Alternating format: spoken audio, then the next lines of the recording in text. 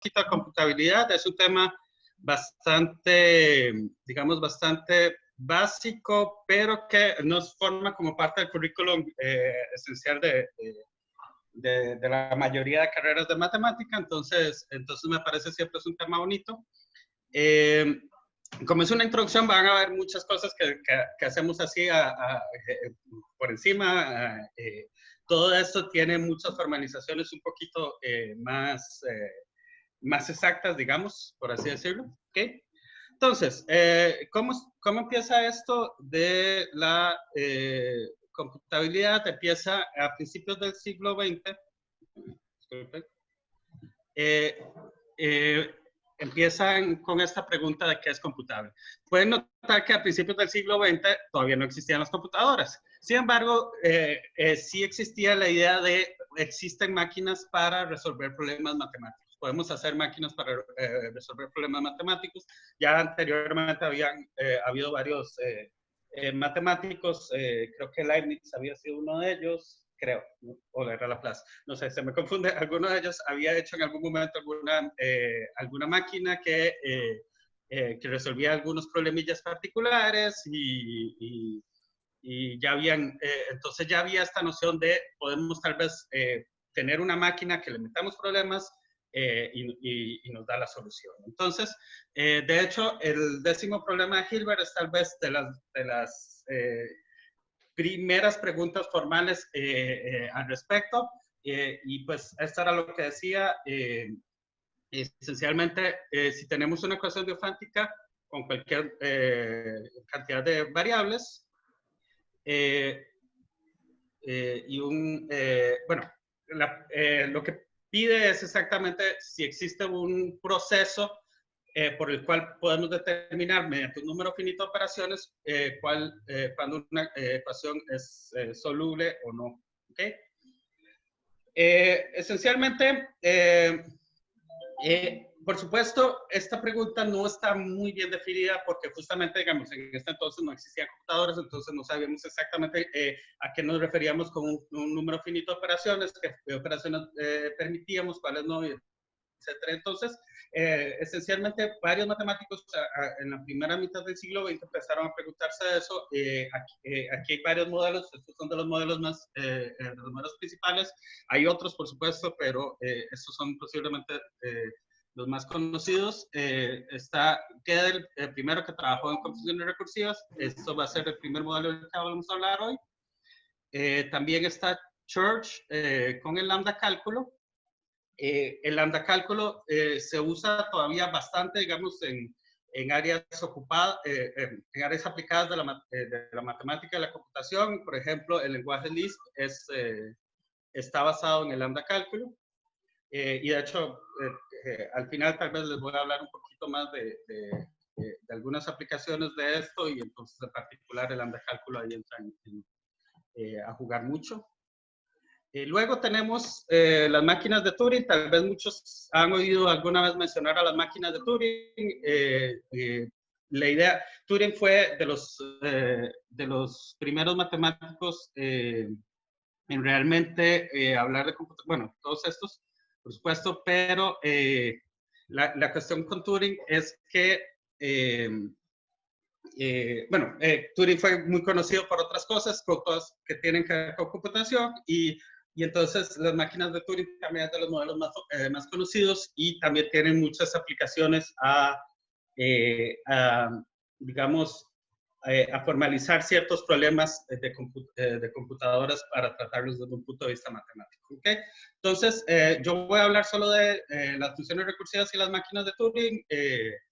El lambda cálculo, les voy a hablar un poquito de sus aplicaciones al final, pero no vamos a entrar exactamente en qué es. Okay. Ahora, nos vamos a centrar en computación sobre los números naturales.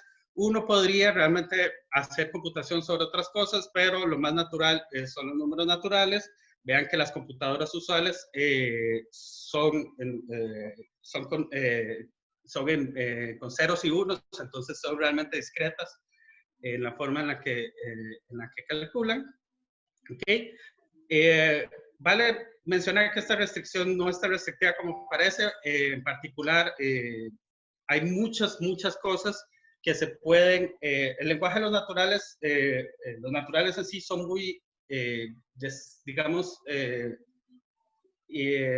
expresivos en el sentido de que hay muchas cosas que podemos de alguna forma codificar en números naturales y entonces resolver la pregunta, a pesar de que no sea sobre números naturales, resolverla en números naturales. ¿Ok?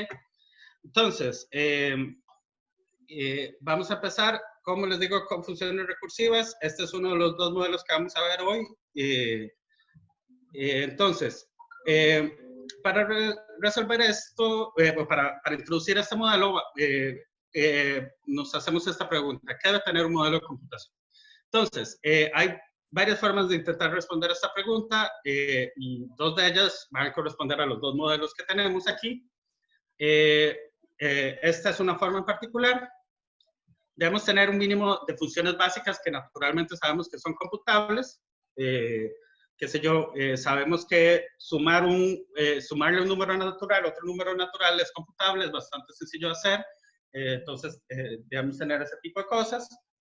Otra cosa es, debemos tener alguna forma computable a calcular funciones más complicadas a partir de otras. ¿Okay? Esto es como una especie de empezamos con estas funciones básicas y hacemos funciones cada vez más y más complicadas. ¿Ok?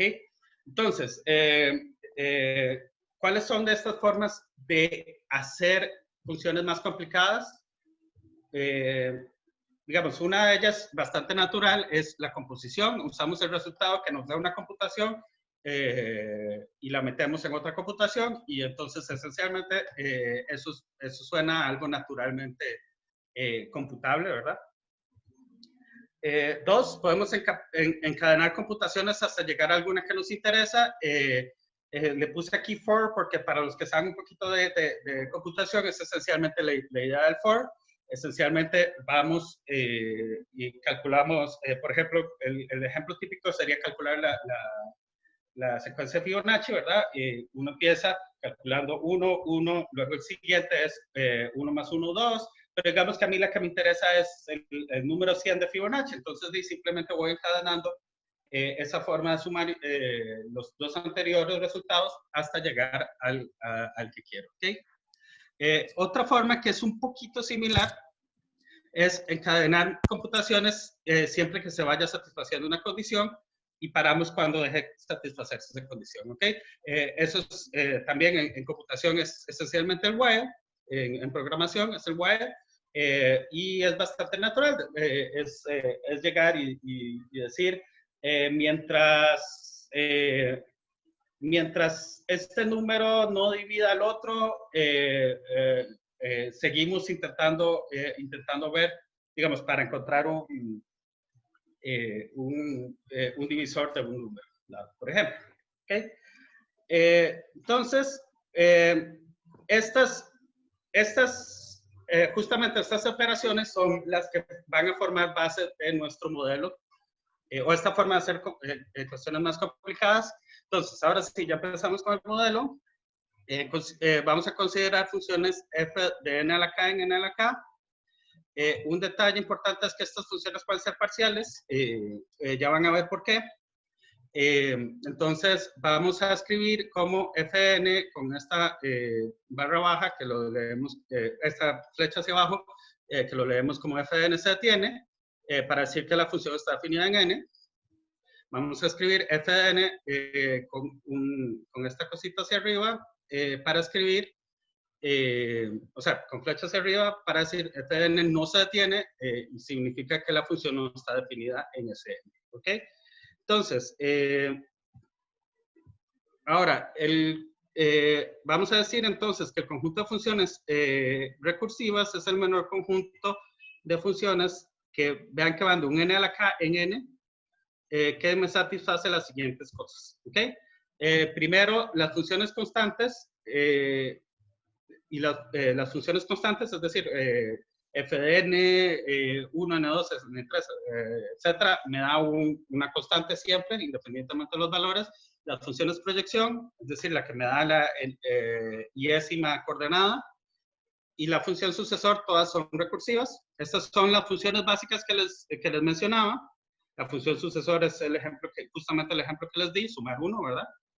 Y para las formas de crear más funciones, pues esencialmente tenemos las que les digo, la composición, que, bueno, esto es la forma formal de definirlo, pero eso esencialmente es la composición normal, nada fuera de lo común, nada más que podemos tener más entradas y eso, entonces ahí lo tienen.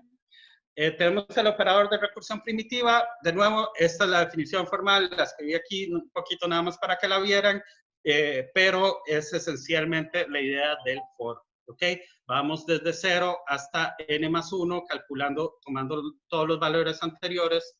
Bueno, en este caso es realmente solo el valor anterior, pero ahí se puede ver que da lo mismo de la función hasta llegar al n más 1, que es lo que queremos. ¿Ok?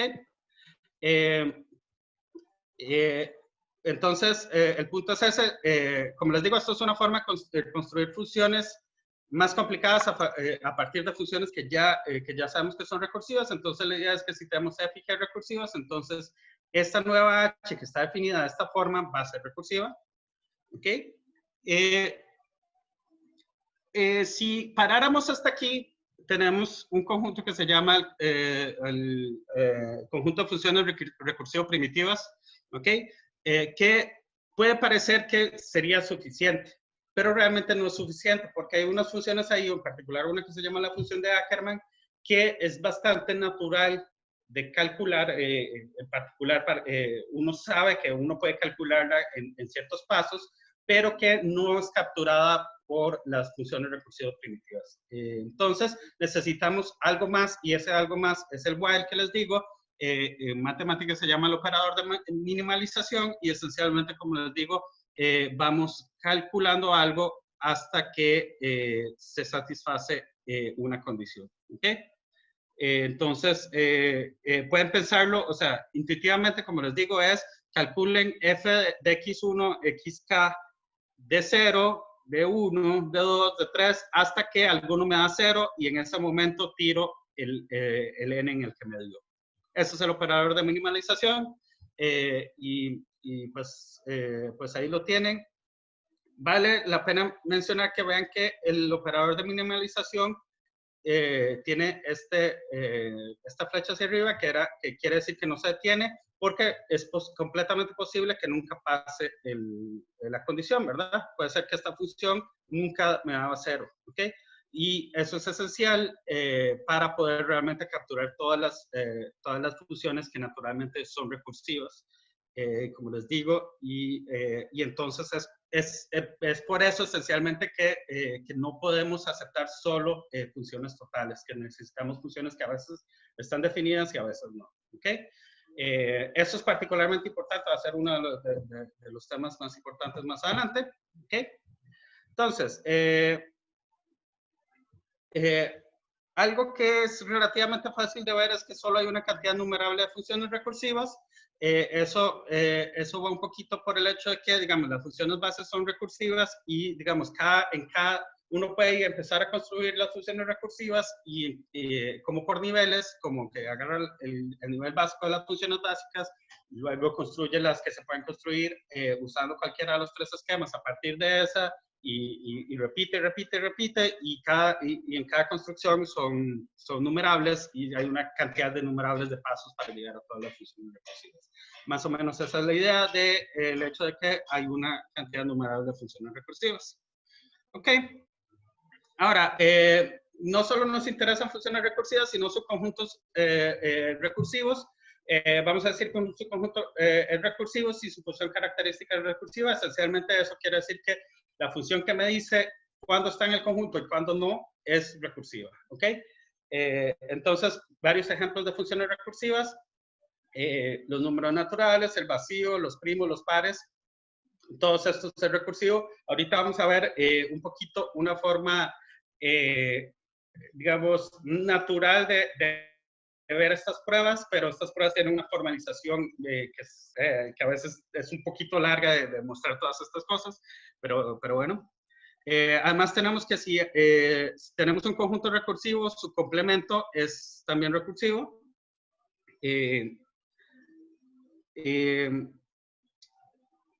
esta cuestión de hay conjuntos no recursivos, pues es la forma, digamos, fácil de ver entonces que hay cosas que no son computables, ¿ok? Esencialmente, recuerdan que, que, digamos, teníamos una pregunta, digamos, como principal que queremos resolver y es ¿qué podemos hacer con una computadora y qué no? Y, digamos, esto nos dice, hay cosas que no podemos hacer, pero es una cuestión de cardinalidad, entonces es un poquito como una solución no tan clara, digamos, no nos da luces acerca de qué no es lo recursivo y qué sí, ¿ok? Y justamente eso es lo que vamos a intentar resolver ahora. Vamos a buscar un ejemplo de algo que no es recursivo, pero que es relativamente natural, ¿ok? Entonces, además vamos a decir que un conjunto recursivamente enumerable si es la imagen de una función parcial recursiva, ¿ok? Esto es lo que pueden pensarlo como que la función nos va tirando elementos los elementos del conjunto, pero de una forma, digamos, más o menos complicada. O sea, digo complicada porque justamente me los puede tirar en desorden, me los puede repetir montones de veces y cosas así, pero me va dando, o sea, si yo le meto f de 0, me tira un número de A, si le tiro f de 2, me tira un número de A y ahí va, ¿ok? Entonces eso es recursivamente enumerable. Todo recursivo es recursivamente enumerable. También más adelante veremos un poquito qué es la intención de por qué todo recursivo es recursivamente enumerable. Y justamente, digamos, parte de lo que vamos a responder es que vamos a encontrar un recursivamente enumerable que no es recursivo. ¿Ok? Entonces, ahora, antes de ir a responder a estas preguntas, voy a introducir el otro modelo. Los dos modelos van a ver son un poquito diferentes, pero terminan siendo iguales en términos de lo que se puede hacer con ellos. Ya eso lo diré más adelante. Pero bueno, ¿qué son las máquinas de Turing? Entonces, esencialmente, volviendo a la pregunta de qué tiene que tener un modelo de cómputo, qué es lo que hace un modelo de cómputo, esencialmente lo podemos ver como un conjunto de instrucciones y de pasos que vamos haciendo. Esto es lo que dice aquí. Estas instrucciones nos dicen cómo manipular una entrada, que es digamos, como lo que yo le meto a la máquina y paso a paso me va diciendo cómo manipularlo y al final de todo me da un resultado. ¿Ok? Algo que es importante es que dependiendo de esa entrada, de ese input, necesito que tenga un alfabeto definido y que además en cada momento, si yo estoy en una situación igual, en momentos distintos, pero es exactamente la misma situación, entonces me da la misma forma de manipularlo, ¿ok? Es decir, que la máquina sea realmente una máquina que no tome decisiones, sino que simplemente siga instrucciones sin desviarse del asunto, ¿ok? Hay máquinas de Turing que no hacen eso, se llaman máquinas de Turing no deterministas, pero lo que nos interesa son máquinas que digamos, no hacen cosas al azar o cosas así, ¿ok? Entonces, con eso en mente, aquí les voy a describir un poquito qué son las máquinas de Turing, ¿ok? Entonces, volvemos a lo mismo, hay como esto es una definición levemente formal, podría ser más formal, pero ya vamos a ver dibujos y etcétera, entonces va a quedar un poquito más claro qué es, pero bueno. Entonces, una máquina Turing va a consistir de un alfabeto finito de símbolos. En particular, vamos a querer que ese alfabeto contenga un símbolo especial que se llama el espacio en blanco. Ya van a ver exactamente en qué juega el papel ese espacio en blanco. Va a tener un conjunto finito de estados. Estos estados son una especie de memoria que va a tener la máquina pero es una memoria bastante reducida, digamos. En particular, vamos a tener dos estados importantes, un estado que se llama estado inicial y un estado que se llama estado final. Y digamos, la máquina va a estar en un estado, en un único estado en cada momento. Pero bueno. Luego, vamos a tener una cinta. Esa cinta, si quieren, nosotros la vamos a pensar como que empieza en un lugar y se extiende todo lo que yo quiera hacia la derecha. Y va a estar dividida en celdas, y cada celda puede contener o va a contener un símbolo del alfabeto, incluyendo espacios en blanco. Puede contener cosas que no sean espacios en blanco, pero tienen que ser del alfabeto, y solo va a tener un único símbolo en cada celda. Va a tener un lector que también se le llama cabeza. Esta se encuentra sobre una celda, en cada momento va a marcar una celda, pero se puede mover de izquierda a derecha, y entonces va a ir marcando distintas celdas en distintos momentos de la computación, digamos. Va a tener un registro de estado. Esto es simplemente, como les dije, los estados son indicadores, es una especie de memoria que tiene la máquina que me indica ciertas cosas, pero la máquina solo puede estar en un único estado en cada momento, y entonces el registro me marca ese estado, justamente. Y va a tener un conjunto finito de instrucciones. Eso es decir, por cada símbolo y cada estado que tenga la máquina, en el que esté la máquina. Es decir, en un momento dado, la máquina, la cabeza de la máquina va a estar en una celda marcando un símbolo, y el registro va a estar en un estado. Entonces, a partir de esos, la máquina me va a indicar un nuevo estado, un nuevo símbolo y una dirección hacia dónde moverse, ya sea hacia la izquierda o la derecha. ¿Ok? Entonces, disculpen. Okay. Entonces, ¿cómo funcionan? Como les digo, al inicio la máquina tiene escrito en toda la cinta, va a tener escrito el input que nos interesa, ¿ok? Lo que queremos revisar o computar, ¿ok? Y se va a encontrar en el estado inicial, ¿ok? Entonces, a partir de ahí, en cada paso, la cabeza lee el símbolo en el que se encuentra la cabeza y el estado de la máquina, y dependiendo de eso va a marcar el nuevo símbolo, va a cambiar el estado en el registro, y se mueve en la dirección indicada, ya sea en un lugar, ya sea a la derecha o a la izquierda. ¿Okay?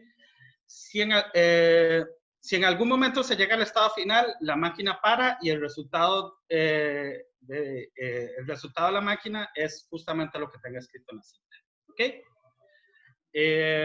Si tienen preguntas, por supuesto, pueden hacérmelas, ¿verdad? Creo que no lo dije al principio, pero pueden hacerlas en el chat si quieren, o levantar la mano, supongo, y Chago les da permiso. ¿Ok? Entonces, es así, más o menos, es así como funciona la máquina. Creo que lo mejor sería hacer un ejemplo. Entonces, no voy a dar todo el conjunto de instrucciones, porque la verdad se haría bien feo, pero vamos a intentar describir una máquina que reconoce las secuencias que tienen esta forma, que empiezan en un 0, luego sigue un conjunto de n símbolos, y luego va un 0. ¿Ok? Entonces, aquí tenemos un ejemplo de la máquina. Entonces, vean, esto que estoy marcando aquí es la cabeza. Este es el estado en el que está la máquina, y esta es la celda en la que está leyendo. Esta es la cinta. Entonces, ven que cada celda tiene un número. ¿Ok? Entonces, si quisiéramos más o menos describir qué hace la máquina, vean que aquí debería darse cuenta, puse QI por estado inicial. Entonces, aquí va a leer esta y me va a decir, ok, esta no empieza en 0, que es lo que yo quiero. Entonces, de una vez me va a decir, la idea es que la máquina lo que haga ahora es, entonces, borrarme todo y devolverme un 0, por ejemplo, para decir, no, esa no es la cuestión. Vean que es bastante sencillo. ¿Qué es lo que empieza a hacer? Puedo empezar a borrar 0, 0, 0, 0. Bueno, pone un 0 ahí, y luego empieza a borrar las cosas, cambiándolos por espacios en blanco hasta llegar al primer espacio en blanco y entonces ahí, perdón, alguien tiene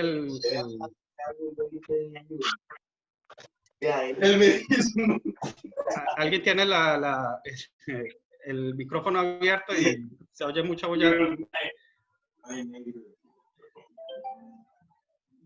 Bueno, entonces, continúo. Entonces, como les digo, la idea es entonces que me borre todo y me tire solo un 0. Vean que es bastante fácil de hacer. Veamos otro ejemplo con esta misma idea.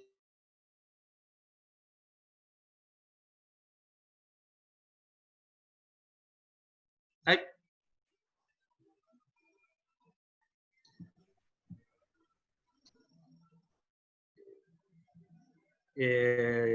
No estoy muy seguro qué está pasando ya. Rafa. Ajá. Es que yo los silencié a todos, entonces usted se quedó sin sonido un tirito, pero entonces Sí, ya, sí, ya. está todo bien. Ok, perfecto. Entonces, volviendo con el segundo ejemplo, tenemos, digamos que el segundo ejemplo empezaba aquí con un 0, 0, 1, 1, 1, ¿ok?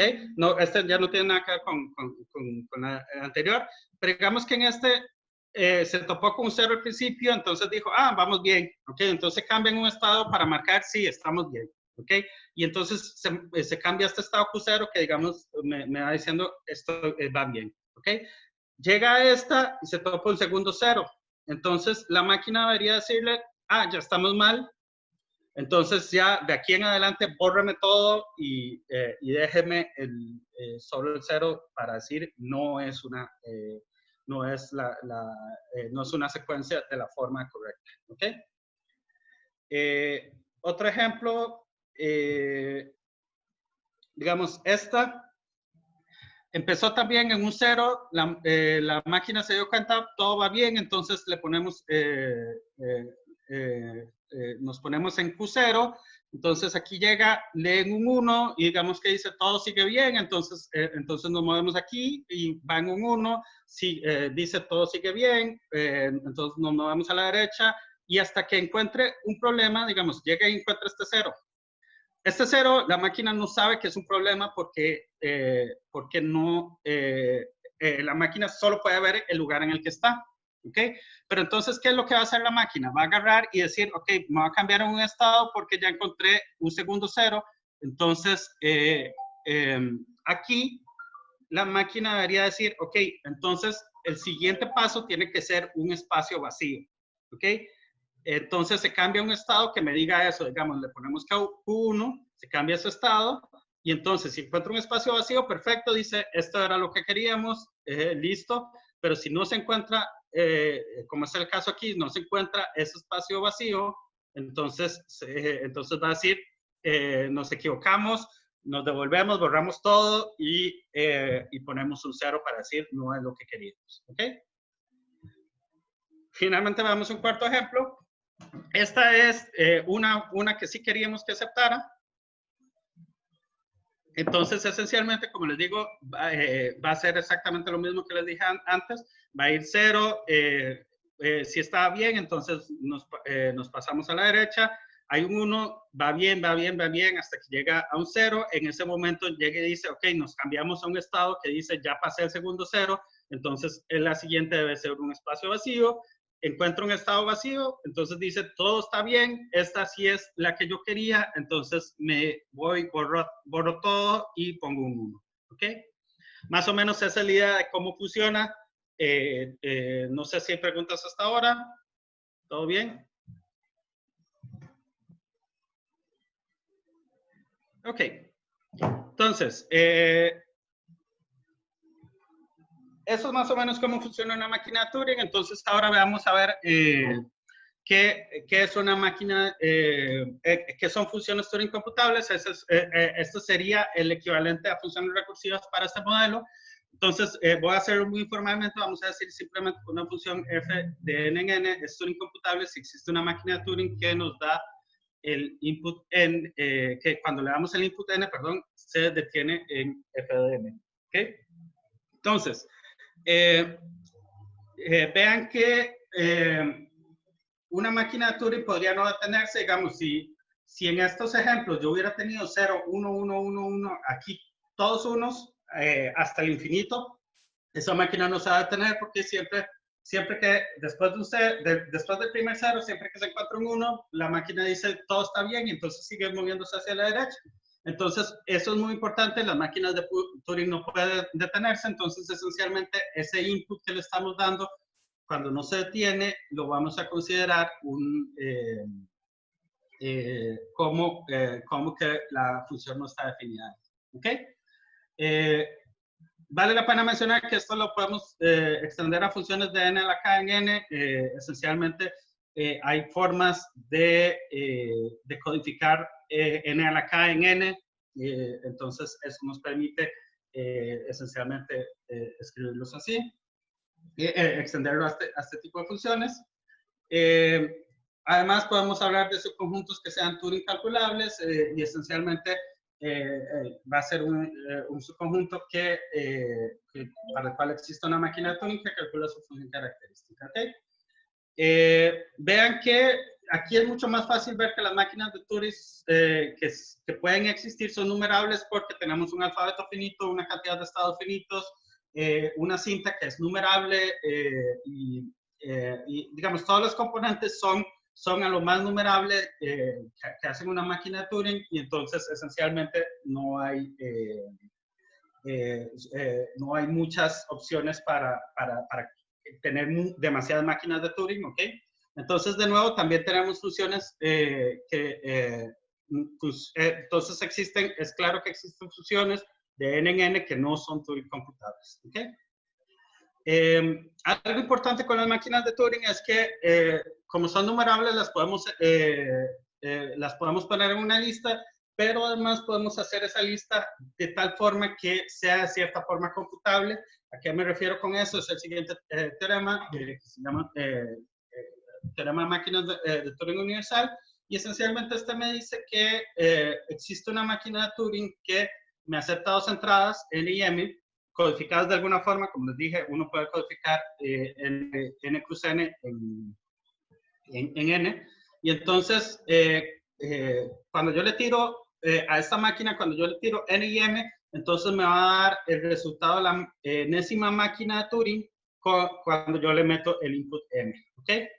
Entonces es como una especie, esencialmente es como la idea general de una computadora, ¿verdad? Una computadora no es una máquina que está dedicada solo a resolver un problema, sino que me puede resolver un montón de problemas. Yo nada más tengo que meterles el programita de la máquina de Turing, o sea, el programita asociado al problema que quiero resolver y pues me lo resuelve, ¿ok? Entonces eso es lo que se llama una máquina de Turing universal, y dado una, en vez de escribir tn, vamos a escribir phi n por la función que me da, que cuando yo le meto m me da el resultado de la entrada nm, es decir, de la enésima máquina de Turing en m. ¿Okay? Entonces, esto phi n corresponde a la función calculada por la enésima máquina de Turing. ¿Okay? Y eso, como les dije, eso es esencialmente una forma de ver que tenemos una enumeración que en cierta medida es calculable. Esto es particularmente importante para lo siguiente, que es justamente la pregunta. ¿Hasta dónde podemos llegar? Okay. Ya les había dicho, esencialmente, solo tenemos una cantidad numerable de funciones recursivas, entonces, o Turing computables, entonces hay funciones que no son Turing computables o recursivas, ¿okay? Y eso es lo que quiero que hagamos en esta sección. Antes de eso, vamos a hablar de que tenemos estos dos modelos. Estos dos modelos están intentando capturar qué es computable, ¿ok? Entonces, la pregunta esencial es, ¿lograron capturar qué es computable? El problema es que la pregunta original era un poquito no formal. Entonces, no hay una forma correcta de calcular. Entonces, esencialmente lo más que podríamos llegar y decir es que las funciones recursivas y las máquinas de Turing son modelos de computación. Ahora, ¿qué es la cuestión? Estos dos modelos son equivalentes. Y el otro que les mencioné también, lambda cálculo, también son equivalentes. ¿Son equivalentes en qué sentido? Esencialmente calculan el mismo tipo de funciones. Y pues, es decir, toda función recursiva es Turing computable y toda función Turing computable es recursiva. ¿Ok? Entonces, eso llegó a que Church, que fue el que hizo el lambda cálculo, y Turing, que hizo las máquinas de Turing, consideraran la siguiente hipótesis que se llama la tesis de Church-Turing, y es todos estos modelos realmente capturan la idea de lo que es computable. ¿Okay? Esto no es para nada un teorema, simplemente dice, ok, lo que originalmente Hilbert y Ackermann y muchos de estos pensaban en cómo resolver esta pregunta, estos modelos realmente capturan lo que pensamos por ello. ¿Okay? Entonces, sin embargo, cuando uno habla de estas cosas, usa esta tesis un poquito para simplificar las pruebas en el sentido siguiente, es que informalmente podemos decir que si yo tengo una idea de cómo resolver un problema, entonces este es recursivo y por lo tanto también Turing computable. ¿Okay? Entonces, de hecho, vamos a ver algunos ejemplos de problemas computables y vamos a usar la tesis de Church-Turing más o menos para verlos. Entonces, veamos algunos ejemplos: operaciones aritméticas, divisibilidad y primalidad. Ok, estos son ejemplos básicos. Vean que la idea de, por ejemplo, si tengo funciones recursivas, si recuerdan, yo solo tengo, dentro de las básicas en las funciones recursivas, solo tengo el sucesor. Entonces, digamos, ¿cómo hago la suma? Es claro que sumar n más m es esencialmente, ¿cómo decir? Hacer una especie de for, varias veces aplicarle a n, aplicarle varias veces s de n. ¿Ok? Entonces, ahí más o menos vemos que sí, efectivamente es fácil calcular n más m a partir de esto. ¿Ok? ¿Qué sé yo? Volvemos. Algo como primalidad. Esencialmente, usando la tesis de Church-Turing, ¿cómo uno chequea primalidad? Esencialmente, hay una fuerza bruta muy sencilla, simplemente agarre n y la empieza a dividir por todos los, vean que eso es esencialmente un for, empieza a dividirlas por todos los números menores que la raíz cuadrada de él, y si en algún momento es divisible por alguno de ellos, pues no es primo, y si llega a raíz de n y no ha sido dividido por alguno de ellos, va a ser primo. ¿Ok? Entonces, hay una forma claramente natural de resolver el problema, y entonces la tesis de Church-Turing nos dice efectivamente es primo, la primalidad, o sea, saber si un número es primo o no, es computable, es Turing computable o es recursivo. ¿Okay? Unos ejemplos más complicados que no vamos a hacerlos, pero esencialmente las fórmulas de primer orden que hablan sobre naturales, estas son recursivas. Esencialmente, de hecho, las fórmulas de esencialmente cualquier lenguaje, porque uno puede ver la fórmula, esencialmente uno ve la fórmula y uno puede ir paso por paso y ver si tiene un para todo, o sea, si tiene un para todo y luego sigue un para todos, no es una fórmula, por ejemplo, no está escrita bien, correctamente. O sea, las fórmulas son secuencias de símbolos, pero no son cualquier tipo de secuencias de símbolos, tienen ciertas reglas y son fáciles de detectar. Si uno abre un paréntesis y no lo cierra después, entonces no es una fórmula. Ese tipo de cosas son fáciles de detectar, entonces son fáciles de ver. El conjunto de axiomas de la aritmética de Peano, esto es lo que más o menos ayudó esencialmente a mostrar el teorema de incompletitud de Gödel, pero esencialmente la aritmética de Peano son unos axiomas, me imagino muchos los conocen, era la idea de cómo capturar axiomáticamente los naturales, y pues son axiomas como todo número tiene un sucesor, ese tipo de cosas son fáciles de ver. O sea, hay un esquema que es el esquema de inducción, que son una cantidad infinita de axiomas, pero es fácil de reconocer de nuevo porque son fáciles de reconocer que son fórmulas, etcétera, y pues ahí están. Son detalles que se pueden formalizar un poquito. Como les he dicho ya varias veces, hay cosas que no son computables por una cuestión de cardinalidad, pero ahora por otro lado nos interesa si hay cosas interesantes, o sea, problemas que son naturales que no son computables, ¿ok? Por ejemplo, estaba el 10º problema de Hilbert, que quisiéramos saber si es computable o no, ¿ok? Entonces, para introducirles el primer problema, y es el esencial, este fue hecho por Turing, donde él introdujo la máquina de Turing, es el problema parado. Entonces les recuerdo estas definiciones: todo conjunto recursivo es recursivamente enumerable. Además les recuerdo que A recursivo sí, solo sí. No, eso no se lo recuerdo, se los estoy introduciendo. A recursivo sí, solo sí. A y no A son recursivamente enumerables. ¿Por qué? Entonces, recordemos que recursivamente enumerable era que la función, hay una función que me da todos los números, ¿ok?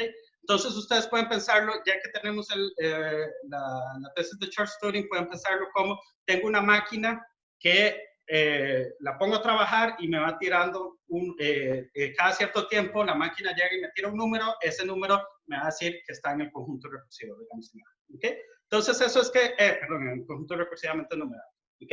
Entonces esencialmente, ser recursivamente enumerable no es exactamente lo mismo que ser recursivo, pero es bastante cercano. Es como: yo tengo una máquina que me da las cosas. Mientras que ser recursivo es: yo tengo una máquina que yo le doy un número y me dice si está o no. ¿Ok? Entonces, con esas dos nociones de recursivamente enumerable y recursivo, podemos pensar entonces, ¿ok? ¿Por qué? Ya les había dicho que todo recursivo es recursivamente enumerable. Esencialmente, ¿por qué? Porque si yo, la forma de ir sacando los números sería hacer una máquina que me verifique si un número está aquí o no, y luego la pongo a correr y le voy tirando todos los números en orden. Le digo: ok, 0 está en A, la máquina me calcula, me dice sí o no. Si me dice sí, entonces yo tiro el número, ¿ok? Vuelvo a hacer lo mismo para 1, y así, y la máquina me va a ir tirando todos, ¿ok? Ahora, en la otra dirección, si yo tengo A y no A, que son recursivamente enumerables, ¿por qué A va a ser recursivo? Esencialmente, piénsenlo así: ustedes ponen a manejar, a trabajar las dos máquinas. La que me va tirando los elementos de A y la que me va tirando los elementos de no A. ¿Ok? Entonces, esa máquina, conforme me va tirando las de A, conforme me va tirando los de A, yo voy a poder decidir cuáles están en A. El problema es decidir cuáles no están en A, pero eso me lo decide esto. Eventualmente, cualquier número tiene que salir o en esta máquina o en esta otra. Entonces, en el momento en que sale alguna, yo digo está o no está, esencialmente. ¿Ok? Esa es un poquito la idea, porque estas dos cosas se parecen tanto, pero justamente el siguiente teorema nos dice que hay un conjunto que es recursivamente enumerable, pero que no es recursivo. ¿Ok?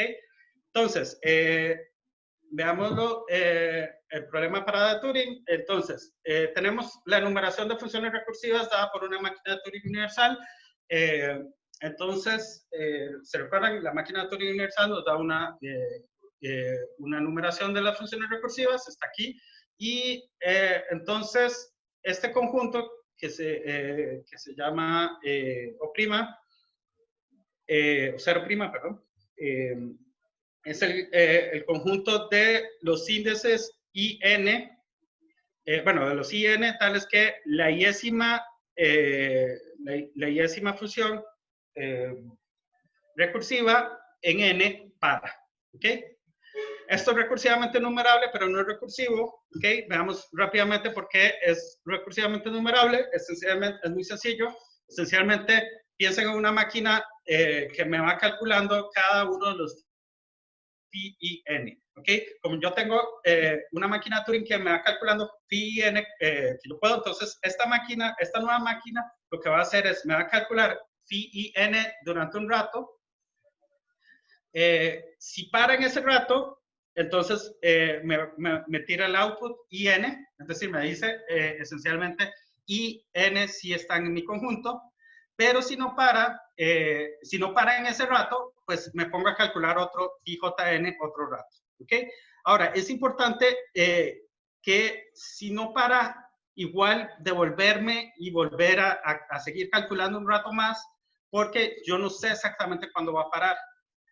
Es más, ni siquiera sé si va a parar. Pero el punto es que si yo calculo un rato phi n y no para, me pongo a calcular luego phi jn otro rato y no para o lo que sea, pero luego vuelvo a este phi n y continúo el cálculo que había hecho antes, entonces puedo esencialmente ir, eventualmente, si este para en ese otro rato, al futuro me va a decir que paró. ¿Ok? Entonces es recursivamente numerable. Veamos ahora que no es recursivo. Y la idea de no ser recursivo es esencialmente la paradoja del mentiroso. ¿Ok? Entonces, veamos por qué. Suponga que, por contradicción, que él es recursivo. Es decir, que podemos decidir cuándo phi i de n para. ¿Ok? Entonces, vean que si puedo decir cuando phi i n para, puedo decidir cuando phi i para o no para. Entonces, en particular, puedo definir esta función y va a ser recursiva. Esta función que me dice phi de i es igual a 0 si phi de i no se detiene, y phi de i no va a estar definida, es decir, no se va a detener si phi de i se detiene. ¿Ok?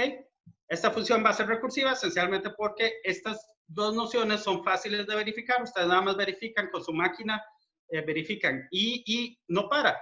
Si la máquina me tira no, entonces yo voy a tirar un 0. Si me tira un sí, entonces la embuclo. Yo mismo le digo embúclese y entonces no para y listo. ¿Ok? Entonces, esta función es recursiva. Pero al ser recursiva, dice que hay un n para el cual f va a ser el phi de n, ¿verdad? Porque phi n era una enumeración de todas las funciones recursivas. Pero entonces la pregunta es, ¿qué pasa con phi cuando le meto este mismo n a f? ¿Ok? Entonces, vamos a ver. Si f de n parara, eso quiere decir que no es este caso, sino es este primero. Eso quiere decir f de n es igual a 0. Pero f de n es igual a 0, según la definición, cuando phi de n no se detiene.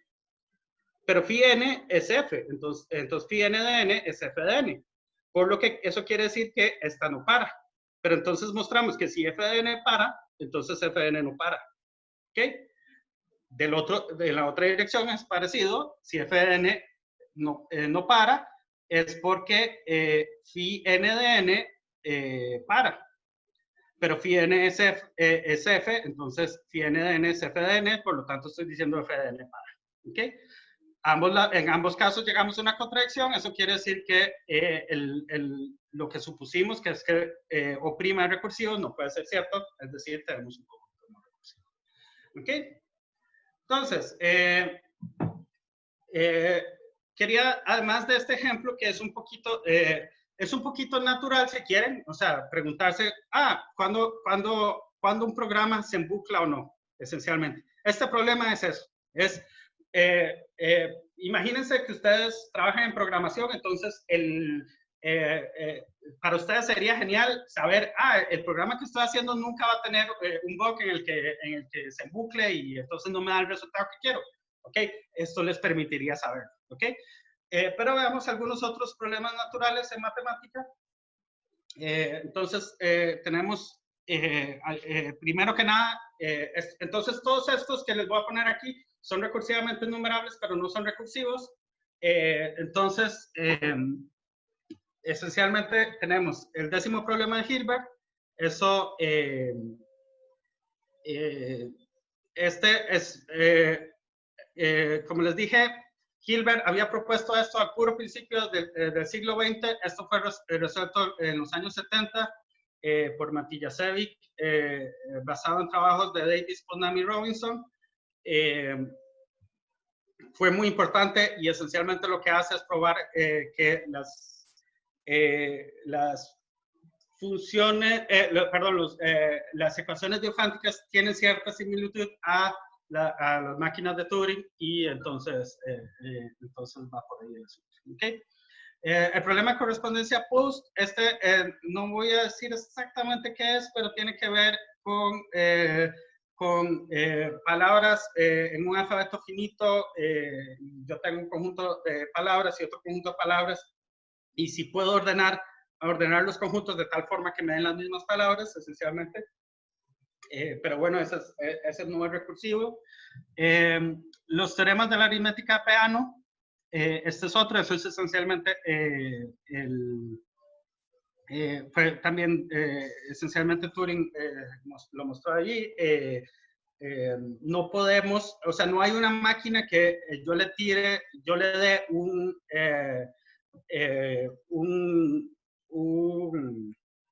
resultado de teoría de, o sea, una fórmula sobre los naturales, y que la máquina me diga si es cierta o no es cierta. ¿Ok? Otro problema particularmente importante es el problema de palabra para varios grupos finitamente generados. El problema de palabra es esencialmente, dado una representación finita de un grupo, si yo puedo identificar cuando dos palabras son la misma. Muchos problemas en matemática, sea como sea, se pueden poner como el problema de palabra para un grupo finitamente generado. Entonces, saber si ese es recursivo no es importante. Me pareció gracioso, esencialmente decidir si un jugador tiene una estrategia ganadora en un juego de Magic. Y pues bueno, esos son algunos ejemplos. Y digamos, ya para terminar, quería hablarles un poquito de hacia dónde puede ir uno con recursión. Digamos, todo esto que les estoy hablando, en general se hizo hace ya casi 100 años, entonces, digamos, ya es matemática un poquito vieja. Sin embargo, todavía hay mucho trabajo en teoría de recursión. Entonces, algunas de las cosas en las que se trabaja ahora son, por ejemplo, teoría de recursión avanzada. Esto es computabilidad con oráculos. Un oráculo es esencialmente un subconjunto de los números naturales, que normalmente la idea es que no sea recursivo, y pues esencialmente yo quiero saber si yo le agrego ese oráculo al conjunto de funciones recursivas y lo cierro otra vez, si puedo, ¿qué obtengo de computabilidad? ¿Okay? Entonces voy a obtener más cosas computables. En particular, digamos, pueden agregar el problema palabra y decir, ¿qué pasa si yo asumo que esto es recursivo? Digamos, o que tengo una máquina ahí maravillosa que me calcula eso. ¿Okay? Van a tener un nuevo conjunto de funciones recursivas con respecto a lo prima, el cero prima, y pues ahí se puede estudiar más cosas. Algo importante con eso es que muchas de estas cosas tienen relación con reverse mathematics. Reverse mathematics es esencialmente el estudio de qué axiomas yo necesito para realmente poder probar los teoremas usuales de matemáticas, y entonces hay mucha gente trabajando en este tipo de cosas. ¿Okay? Otro camino es la complejidad. Esencialmente, vean que las máquinas de Turing es un buen modelo en cierta medida de las computadoras, pero lo que estudiamos aquí es qué puede hacer una computadora, pero nunca pusimos límites a cuánto tiempo pueden continuar trabajando, etcétera. Y resulta que muchos de estas cosas podrían tomar cantidades arbitrariamente grandes de tiempo. Y entonces, esencialmente, complejidad es ponerle límite a la forma en la que computadoras hacen cálculos y, bueno, estos modelos de computación, en particular las máquinas de Turing, hacen cálculos. Entonces, por ejemplo, ponerle un límite a cuántos pasos me toma la máquina de Turing en resolverme el problema.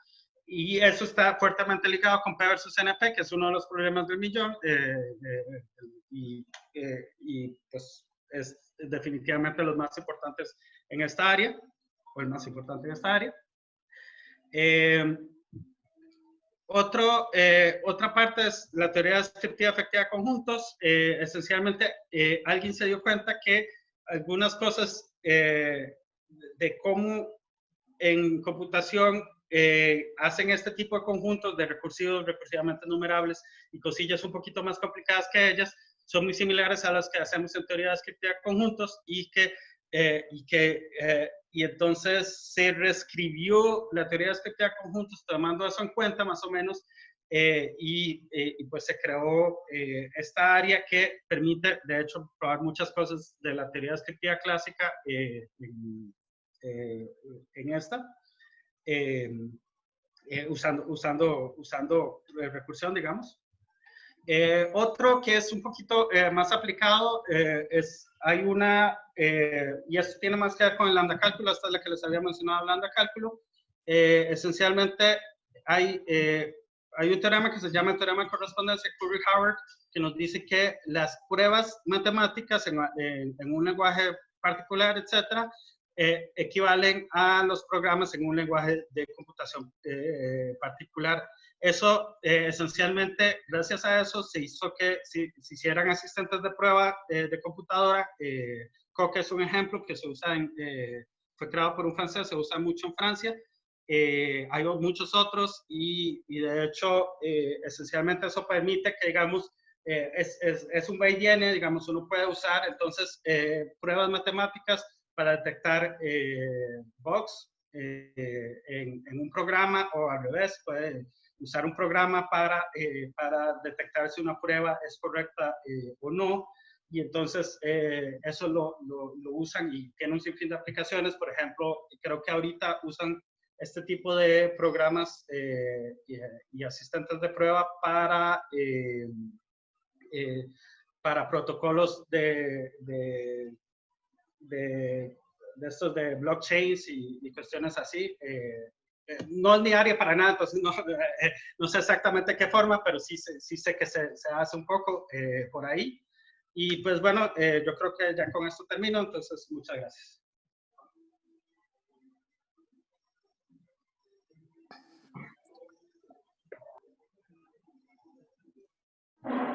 ¿Hay preguntas?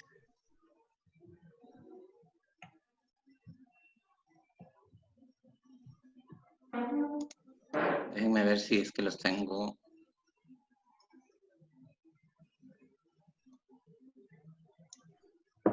Ignacio levantó la mano. Ok, déjenme ver.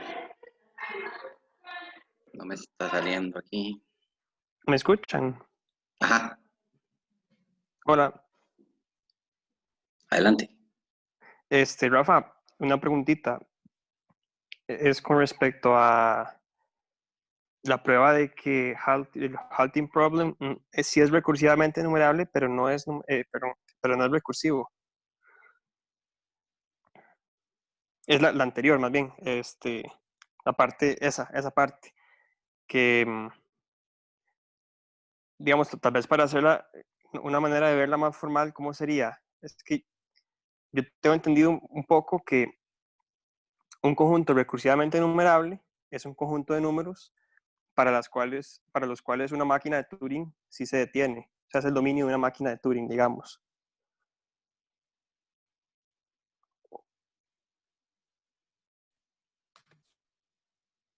Rafa no se está escuchando. No se escucha. Yo creo que Rafa ya se fue. No, Rafa está ahí, pero no se escucha. No, es que no sé, estaba mute, no sé. Ya, ok, perdón. Esencialmente, hay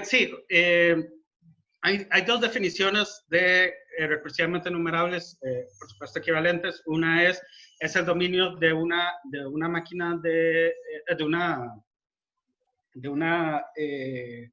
pues sí, el dominio de una máquina de Turing o es la salida de una máquina de Turing. Ujú. Si quieres con la definición de dominio, pues esencialmente puedes hacerlo simplemente entonces usando la máquina Turing universal, le metes IN y Y el complemento. si para, no, con solo IN, ¿no? Si No, le metes, ok.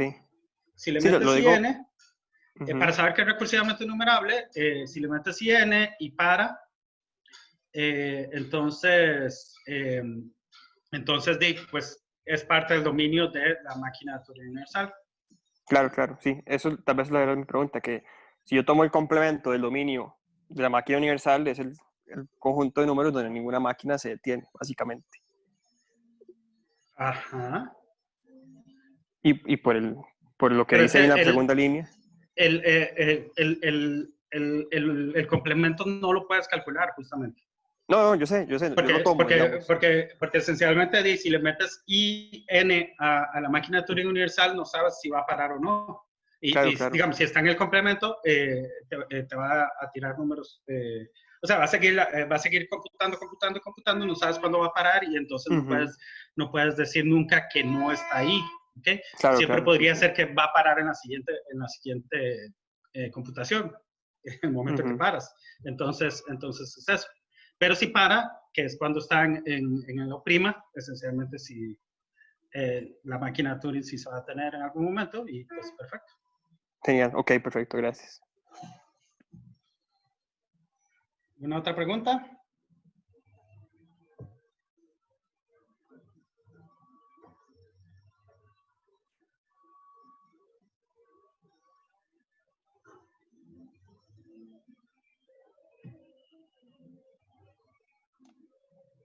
Bueno, Parece que no. ok. Entonces, Bueno, muchas gracias, Rafa. Y gracias a gracias a todos ustedes por oírme. por la participación. Nos vemos el jueves. El jueves tenemos otro coloquio. Hoy se coloca ya la información. Ok, perfecto. Entonces, ahí nos veríamos. Gracias, Rafa, de nuevo. Bueno, gracias por invitarme, Chago. Pura día. Ay,